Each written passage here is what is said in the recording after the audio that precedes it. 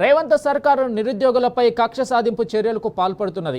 ఉదయం అరెస్టు చేసిన నిరుద్యోగుల జేఏసీ నేతలను ఇప్పటి వరకు పోలీసులు వదిలిపెట్టలేదు. దీంతో నిరుద్యోగ జేఏసీ నేతలు ఇంకా పోలీస్ స్టేషన్లోనే ఉన్నారు. అటు జేఏసీ నేతలను చిత్రహింసలకు గురి చేస్తున్నారని నిరుద్యోగులు ఆరోపిస్తున్నారు. వారిని వెంటనే విడుదల చేయాలని డిమాండ్ చేస్తున్నారు. పోలీసులు ఉదయం 6 గంటల నుంచి ఇప్పటి వరకు దాదాపు 8 అవుతుంది, కానీ మమ్మల్ని వదిలిపెడతలేరు. మొన్న ఇదే పోలీసులు నాపై లాఠీ చార్జ్ చేశారు. మన పిడిగుద్దులతో గుద్ది రిప్స్ దగ్గర నాకు చాలా ప్రాబ్లం అయింది. అది స్కానింగ్ తీపించిన మెడిసిన్ కూడా ఇవ్వకుండా చాలా ఇబ్బంది పెడతా ఉన్నారు.